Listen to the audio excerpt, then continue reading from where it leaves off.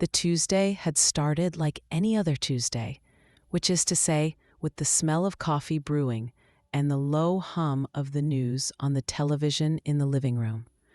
Mark, my husband of 32 years, was already dressed for work, meticulously straightening his tie in the hallway mirror.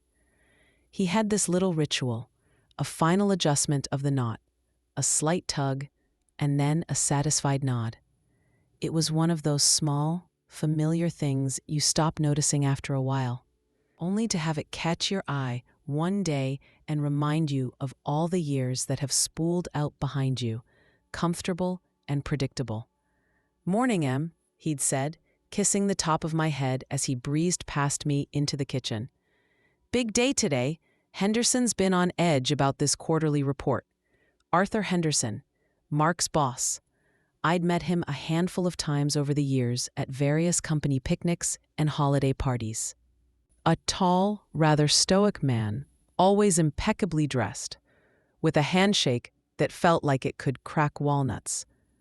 Not unkind, exactly, but definitely not the sort of man you'd imagine sharing a casual chat with. He was, in my mind, simply Mr. Henderson, a figurehead in Mark's professional life, someone whose moods and decisions trickled down to affect our household in subtle ways. A good bonus meaning we could finally fix the porch, or a stressful period at work for Mark, translating into quieter dinners and him falling asleep on a sofa by 8. I remember murmuring something encouraging to Mark, something about how he always managed to smooth things over, and he'd grinned, grabbed a piece of toast, and headed out the door with his usual, "Love you, don't work too hard," his standard joke since I'd retired from teaching a couple of years prior. My work these days mostly consisted of tending my small garden, battling the weeds that seemed to have a vendetta against my petunias, and trying out new recipes, some more successful than others. The house settled into its usual daytime quiet. The grandfather clock in the hall ticked with a steady, reassuring rhythm. I'd finished my coffee, tidied the kitchen, and was just contemplating whether to tackle the weeding or start on that new sourdough starter I'd been curious about. The sun was streaming through the kitchen window, lighting up the dust motes dancing in the air, and I felt that quiet contentment that often settles in when the house is empty and the day stretches before you, full of small possibilities. That's when the phone rang. I glanced at the caller ID. Unknown number. Usually, I let those go to voicemail. 9 times out of 10, it's a telemarketer trying to sell me a new phone plan or convince me my car warranty is about to expire. But something made me pick it up. Maybe it was just a whim. "Hello?" I said, my voice still a little morning foggy.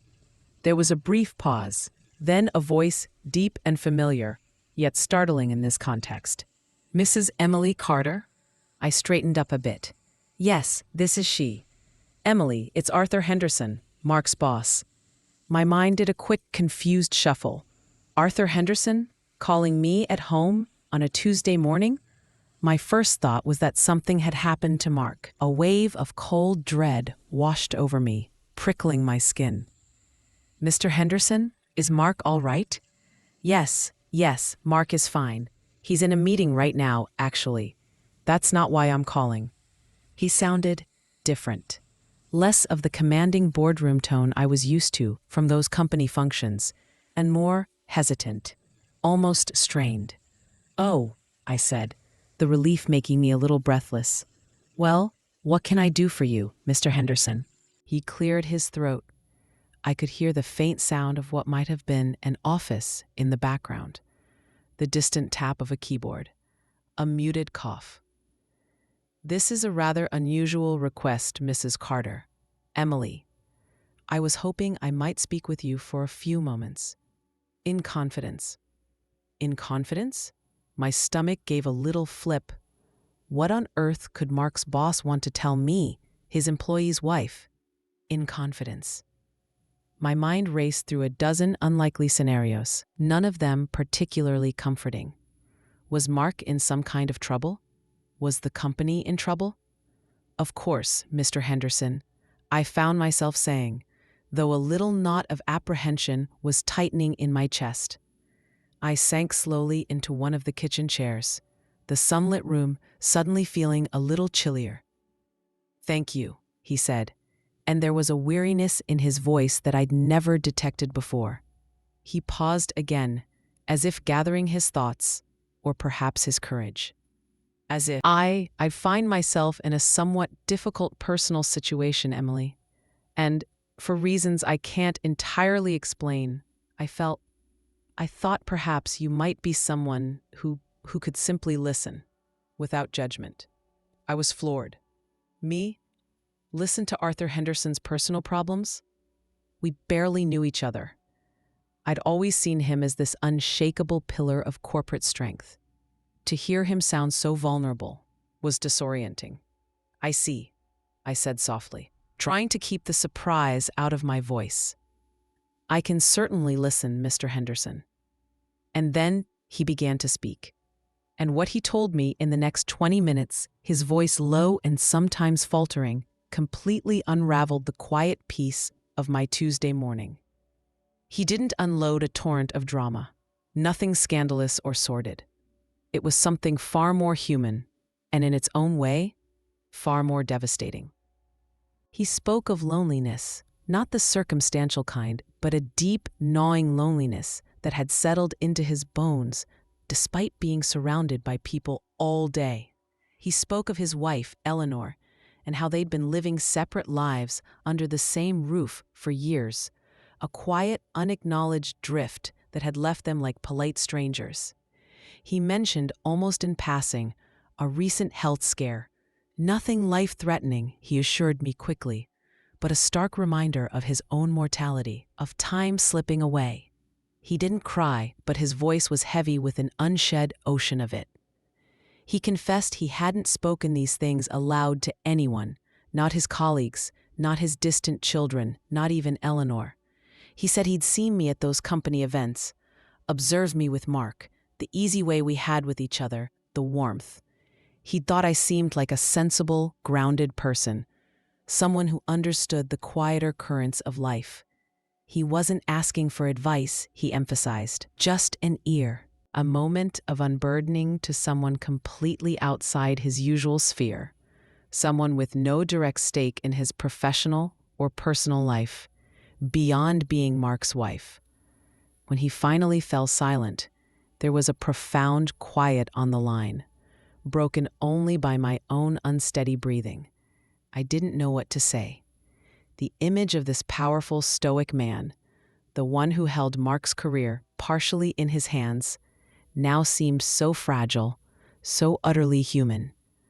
The mundane concerns of my morning. The petunias, the sourdough starter, felt a million miles away, trivial and absurd. "Mr. Henderson, Arthur," I managed, my voice a little shaky. "Thank you for trusting me with this. I can only imagine how difficult that was to share." It was, he admitted, his voice regaining a fraction of its usual timbre, though the weariness remained. "Thank you for listening, Emily. It helped more than you know. I should let you get back to your day." "Of course," I said, though the idea of returning to my day as it had been before his call seemed impossible. "Please, if you ever just need to talk again, don't hesitate." It was a clumsy offer, perhaps, but a sincere one. "You're very kind," he said. And then, with a quiet goodbye, he hung up. I sat there holding the phone, the dial tone buzzing in my ear for a long moment, before I slowly placed it back in its cradle. The kitchen, once so bright and cheerful, now felt heavy, imbued with the weight of Arthur Henderson's quiet despair. My plans for the day, my simple routines, lay shattered around my feet. He had said he needed someone to listen, and I had. But in doing so, in accepting that confidence, a part of his burden had settled onto my shoulders. My day, I knew with a sinking feeling, was utterly, completely ruined. I looked out at the sun-drenched garden, the vibrant colors of the flowers seeming to mock my sudden gloom. I had no idea what to do with what I'd just heard, or how I was supposed to go on with my ordinary Tuesday, as if nothing extraordinary, nothing so deeply, unexpectedly personal, had just landed squarely in the middle of it. The grandfather clock chimed the half hour, each tick now sounding less like a comforting rhythm and more like a countdown, though to what, I couldn't say. I got up and walked to the window, looking out, but not really seeing. The weight of Arthur Henderson's words pressed down on me. How could a man who seemingly had everything, success, respect, a family, feel so profoundly alone? It was a stark reminder that the faces people present to the world often hide landscapes of private sorrow. I thought of Mark, busy in his meeting, completely unaware of the strange, intimate conversation that had just taken place between his wife and his boss. A fresh wave of anxiety hit me. How could I not tell Mark? We shared everything. Or so I thought. But Arthur had asked for confidence, and I had given my word. The thought of carrying this secret, this knowledge of his boss's inner turmoil, felt like a betrayal of sorts, both to Mark's trusting nature and to Arthur's desperate plea for discretion. My carefully ordered morning, the one I usually cherished for its predictability, had been upended by a single phone call. The sourdough starter could wait. The weeds in the garden suddenly seemed insignificant. All I could think about was the sadness in Arthur Henderson's voice, a sadness that had somehow seeped through the phone line and into my kitchen, casting a long, unshakable shadow over my day. The simple truth was, I felt overwhelmed. My day wasn't just ruined in the sense of my plans being disrupted.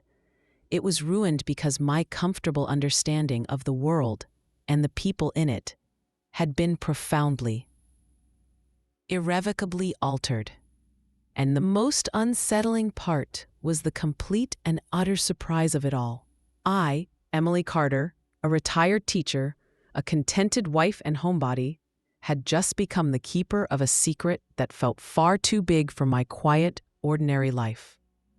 The silence of the house pressed in, and I wondered how I was going to get through the rest of the day, let alone the days to come, with this new, heavy awareness. Mark came home that evening, a little later than usual, full of talk about the quarterly report. Henderson was surprisingly calm about the whole thing, he said, loosening his tie as he walked into the kitchen where I was attempting, rather unenthusiastically, to prepare dinner. Actually, he seemed, I don't know, lighter, almost. We even shared a laugh about something old Jenkins in accounting said. Caught me off guard, to be honest. Usually he's all business during report week. I busied myself at the stove, my back to him, stirring the pasta sauce with far more vigor than necessary. Oh, really? That's good to hear. My voice sounded strained to my own ears, but Mark, tired from his day, didn't seem to notice. He was too caught up in his own relief that the report had gone smoothly. I wanted to ask him more, to probe, to see if he'd noticed anything else about Arthur, but the words wouldn't come. The confidence Arthur had placed in me felt like a physical barrier, a silent sentinel guarding my tongue. Later that evening, as we sat watching television, a comfortable, familiar routine, I found myself studying Mark's face when he wasn't looking. He seemed happy, relaxed. How could I burden him with Arthur's private sorrow? It wasn't his to carry, and yet the secret sat between us on the sofa, an invisible presence that made the familiar space feel subtly different, a little less open. Sleep didn't come easily that night. I tossed and turned, replaying Arthur's words, the tone of his voice. The image of this man, successful and respected, confessing his profound loneliness to me, a near stranger, was deeply unsettling. It made me think about all the unseen struggles people carry, the quiet battles fought behind composed facades. It made me look at my own life, my own marriage, with a new, almost fearful appreciation for the simple connections I often took for granted. The next morning, the feeling of my day being ruined had shifted. It wasn't the sharp, disorienting shock of yesterday, but a dull, lingering ache of concern and a heavy sense of responsibility. I found myself looking at the phone with a kind of trepidation. Would he call again? Did he expect me to do something? Say something? He'd said he just needed an ear, but the act of listening felt like it had forged some kind of unspoken bond, a fragile thread of shared humanity. I tried to immerse myself in my usual routines. I watered the garden, though my heart wasn't really in it. The petunias, usually a source of simple joy, seemed to reproach me with their bright, uncomplicating cheerfulness. I even attempted the sourdough starter, but my mind kept wandering back to Arthur Henderson. I imagined him at his desk, in his big office, surrounded by the trappings of success, yet feeling utterly alone. The contrast was jarring. During lunch, I picked at my salad, my thoughts still circling. I considered calling my sister, Carol. She was always a good listener. But how could I share something told to me in such strict confidence? It wouldn't be fair to Arthur. This was his story, his vulnerability, not mine to pass on, even to a trusted sibling. So I kept it locked inside, this strange, unexpected confidence, and it continued to color everything. The sun still shone, the birds still sang, but my internal landscape felt overcast. A ruin of my day had extended, seeping into the next, a subtle poison in my well of contentment. What I didn't realize then was that this feeling, this weight, was the beginning of something else entirely, something that would slowly, unexpectedly, begin to reshape not just my days, but my understanding of connection itself. A few days trickled by, each one carrying the faint echo of Arthur Henderson's call. The initial shock had subsided, replaced by a kind of pensive empathy. I found myself thinking about him at odd moments, while kneading bread, while walking to the little market down the street. It wasn't an obsessive worry, more a quiet awareness, like a stone I'd put in my pocket, its weight a constant, subtle reminder. I didn't tell Mark, and the not telling created a small, almost imperceptible distance between us. A tiny pocket of silence in our usually open dialogue. It wasn't a comfortable feeling. I'd catch myself watching him, wondering if he sensed any change in me, but he seemed his usual self, busy with work, looking forward to his weekend golf game. Then, on Friday afternoon, I was out in the front yard, attempting to finally conquer a particularly stubborn patch of dandelions that had taken up residence near the mailbox. It was one of those perfect late spring afternoons, warm but not hot, with a gentle breeze rustling the leaves in the big oak tree that shaded our lawn. I was wrestling with a deep root when a dark sedan, sleek and expensive-looking, slowed down and pulled up to the curb. My heart gave a little jump. I recognized it. It was Arthur Henderson's car. He rolled down the passenger window. He was alone. "Emily?" he called out, his voice carrying easily in the quiet afternoon air. He looked tired, I thought, lines of fatigue etched around his eyes, but there was a small, almost hesitant smile on his face. I straightened up, brushing dirt from my hands onto my old gardening apron. "Arthur," I said, trying to sound casual, as if it were the most natural thing in the world for my husband's boss to be stopping by, unannounced on a Friday afternoon. My mind, however, was racing. Why was he here? "I hope I'm not disturbing you," he said. "I was just in the neighborhood," which was highly unlikely, given we lived a good 30 minutes from his office. And as far as I knew, he resided in a completely different, much fancier part of town. "Not at all," I replied, walking towards the car. "Just doing battle with these dandelions. I think they're winning." He chuckled, a dry, quiet sound, but genuine. I know the feeling. My roses are currently under siege from aphids. An awkward little silence fell. I found myself noticing the small details, the way he drummed his fingers lightly on the steering wheel, the slight slump of his shoulders that even the expensive suit couldn't quite hide. This wasn't the commanding Mr. Henderson of company lore. This was the man who had confessed his loneliness to me over the phone. "Actually," he said, breaking the silence, "I just wanted to thank you again for the other day, for listening." He met my eyes, and there was a sincerity there, a vulnerability that was still startling, but also humanizing. It meant a great deal to me, more than I can say. "I was happy to listen, Arthur," I said, and I truly meant it. The initial burden I'd felt was still there, but it was mingled now with a sense of connection. A strange, unexpected connection. "I hope you're feeling a little better." A flicker of something unreadable crossed his face. "A little," he conceded. "Talking about it didn't magically fix anything, of course, but it lessened the pressure somehow, like letting a little steam out of a valve." He paused. "I also wanted to assure you that our conversation remains just that, ours. I wouldn't want to cause any awkwardness for you or for Mark."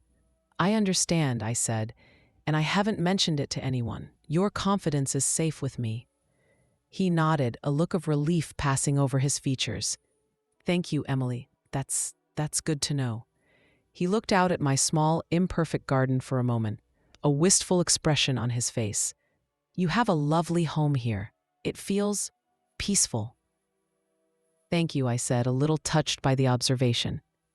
It was peaceful, usually. His call had been the first ripple in its calm surface in a long time. He seemed to linger for a moment, as if there was something more he wanted to say, but then he just gave another small smile. "Well, I should let you get back to your dandelions. Don't let them win." "I'll do my best," I said, smiling back. With a slight nod, he rolled up the window, and the sleek car pulled away from the curb, disappearing down the quiet residential street. I stood there for a moment, watching it go, the gardening trowel still in my hand. The encounter had been brief, almost mundane on the surface, but underneath, it felt significant. It was a confirmation of the strange bond that had been forged, a quiet acknowledgement of shared humanity. I turned back to my dandelions, but my earlier frustration with them had dissipated. The world felt a little different. The weight of Arthur's secret was still there, but it no longer felt like a burden that was solely mine to bear. It felt more like a shared space, a small, quiet understanding between two people who under normal circumstances would have remained polite acquaintances. My day hadn't been ruined by this encounter. In fact, it felt lighter. The subtle tension that had been humming beneath the surface for days seemed to ease, just a fraction.